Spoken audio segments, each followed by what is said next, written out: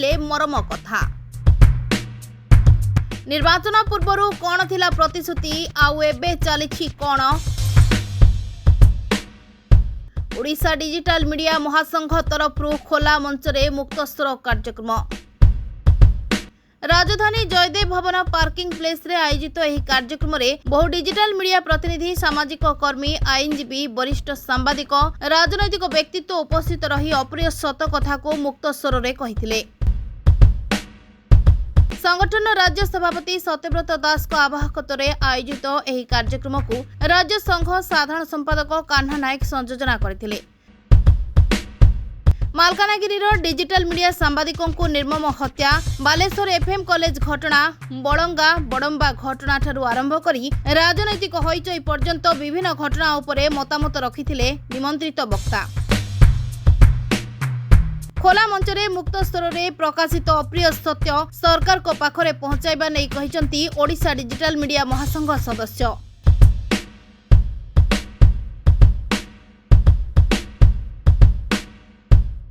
प्रथम तो मृत सांबादिक बंधु श्री नरेश कुमार कर अमरात्मार सद्गति प्रभु जगन्नाथ निकट प्रार्थना।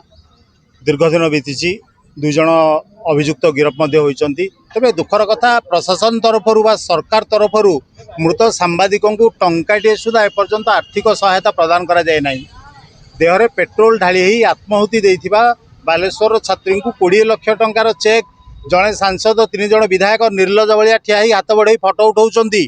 से फटो सामाजिक गणमाध्यम छाड़ुछंती, किंतु समाज पे खबर परिवेषण करुवा गोटे सांबादिक हत्यार शिकार हैला पर मध्य ना सरकार ना प्रशासन क्या मुंडरे टिके बुद्धि पशुनी तार परिवार को आर्थिक सहायता प्रदान करवा। परिवार कहले कौन 26 वर्षर जे मृत्युवरण करिछि, घरे स्त्री बापा मध्य नाहांती, गोटे छुआ एवं सबुठ दुखदायक घटना है स्त्री एवं गर्भवती। आपण चिंता करंतु केते बेलज्जा सरकार सांबादिक को अनुकंपामूलक सहायता राशि प्रदान करने 12 दिन पर मुंडरे बुद्धि पशु ना। द्वितीय कथा आसला संगठन कथा, जो खोला मंचर आह्वान करते आपण मैंने टाइटल पढ़ी पारे खोला मंच मुक्त स्वर अप्रिय सत्य। आम भावुलु ये कार्यक्रम रे खोला मंच रे मुक्त स्वर रे अप्रिय सत कथा सरकार पाखे पहुंचो, किंतु विरोधी दल को दिक विजु जनता दलर 5 जन चाटुकार विधायक को डाकिलु, कांग्रेस 5टी निर्लज विधायक को डाकिलु। ये बीजेडी विधायक को चाटुकार आ कांग्रेस विधायक को निर्लज कहूँ साहस है जयदेव भवन पार्किंग रे स्वच्छ भाव में मुक्त भाव में अप्रिय सतकथा सरकार विरोध में कहे।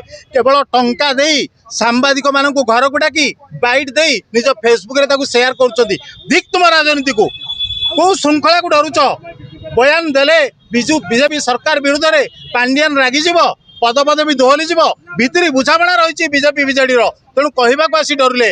कांग्रेस निर्लज सुप्त अवस्था अच्छी खोला मंचर आसी सरकार विरुद्ध में गपुच। एवं तुम छात्र सभापति गिरफ होती सामाजिक गणमाध्यम पोस्ट करुच, किंतु साहस है सत कथा को खोला मंचर आसिक प्रकाश करने। मात्र घटना को दृढ़तार सह नहीं ओडिशा डिजिटल मीडिया महासंघ संघरे आगुरी कार्य कर समस्त सदस्य एवं परिचालना कमिटी आम निष्पत्ति रहीचु प्रति मासरे गोटे गोटे मुद्दा धरबू, यही जगह बसबू मुक्त स्वर रे खोला मंच रे अप्रिय सतकथा कहबू। कौ सरकार आमर कौन उखाड़ा कथा उखाड़ू। आ मालकानगिरी घटना नहीं खूब शीघ्र राजधानी लोअर पीएमजी रे ओडिशा डिजिटल मीडिया महासंघ तार पूरा दम देखाइब, बाध्य कर सरकार को मृत सांबादिकों को सहायता प्रदान करने, दोषी विरोध में कठोर कार्यानुष्ठान ग्रहण करने। सांबादिक केमिति सुरक्षित रहिबे, तांकु केमिति सुरक्षा मिलिबो एवं ओडिशा रे काम करुवा प्रत्येक सांबादिक भाई माने केमिति निजर स्वाभिमान एवं निरपेक्ष भाव में सांबादिकता करेंगे एवं निजर जीवन को केमिति सुरक्षा रखिकी सांबादिकता करेंगे। से ओडिशा डिजिटल मीडिया महासंघ तरफ आज गोटे खोला मंच कराइला। आज बहुत वरिष्ठ सांबादिक एवं विभिन्न राजनीतिक दलर सदस्य माने उपस्थित थिले एवं विशेषकर आमर जो टाइम्स ओडियार जे करेस्पॉन्डेंट अच्छा सी नरेश को हत्या कराई जितेबाला से खबर परिवेषण करुले उद्देश्यमूलक भाव हत्या कराई। हत्या कराबार मुख्य रिजन हूँ कि से सत्य को सामना को आनी एवं जो भली भाव माफिया मानकर राज चली जो मैंने गो माफिया जो मैंने गंजेई माफिया एमान को निपात करने सांबादिक माने विभिन्न समय शिकार होती एवं जो सी नरेश सेया करथिले जेते खबरटी को आनी पुलिस को धरई देथिले से राग रखिकी हत्या कराई परवर्ती समय आम डीजी को भेटी भेटला 2 जन अभियुक्त को बर्तमान गिरफ कराई एवं यार पूरा तदंत बर्तमान चली घटना पछरे आउ केउ माने अछंती काहे कि हत्या कले एवं हत्या करिवार कारण कोन को माने इन्वॉल्व अछंती यार पूरा तदंत चली आमे मध्य गोटे जुडिशियरी इंक्वायरी मध्य दाबी करूछु आउ सरकार को मध्य आमे दाबी करूछु कि तांको 50 लाख टंका तांको परिवार को मिलू सेति पई हमर ए प्रयास चली आउ आगामी दिन रे सरकार देखिबे डिजिटल मीडिया रा पावर कोन आमे बहुत शीघ्र वर्तमान मुख्यमंत्री बासभवन कथा कहतु लोकसेवा भवन कथा कहतु आमे गणतांत्रिक विधि व्यवस्था रे संविधान रो विधि व्यवस्था रे आमे सरकार को दाबीपत्र देबू घेराव करूँ आ जो पर्यंत सांबादिक मानकर सुरक्षा सरकार बाहर करना से पर्यंत ये लड़ाई आमर जारी रहिबो।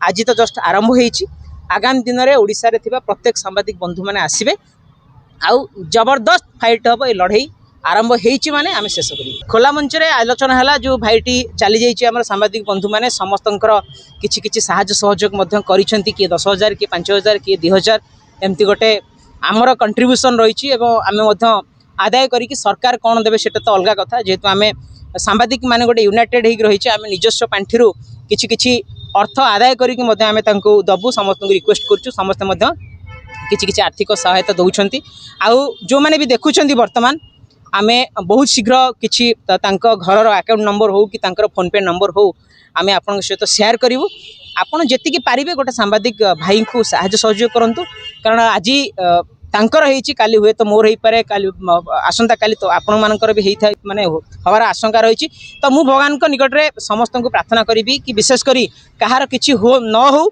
आपण समस्ते भलरे रहंतु एवं आपण सुस्थ रहंतु एवं आपण को सुरक्षा मिलू आउ समाज रे जो मिरर ऑफ द सोसाइटी जो कहा जाउची बैकबोन ऑफ द सोसाइटी जो कहा जाउची जर्नलिस्ट मानकु से माने सब बेले सुरक्षा रही कि समाज रो काम करंतु खबर परिवेषण करंतु एति कि मु जगन्नाथଙ୍କ निकट रे प्रार्थना करी।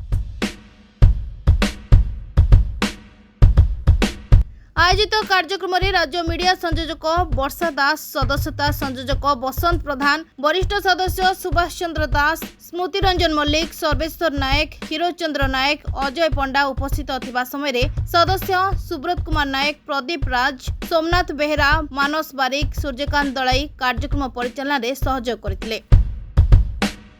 तेबे आयोजित कार्यक्रम प्रति साधारण लोकों को उत्साह को देखि डिजिटल मीडिया महासंघ तरफ खूब शीघ्र खोला मंच पार्ट 2 आयोजित हेबो बोली सूचना दैछंती संघर सदस्य।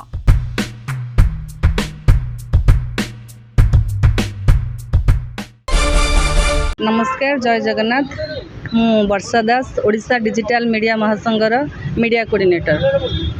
आज कार्यक्रम थिला हमर खोला मंच जोटा कि आमे नारी सुरक्षा आउ आमर सांबादिक सुरक्षा पाई आमे मंचटी को आयोजन करिथिलु।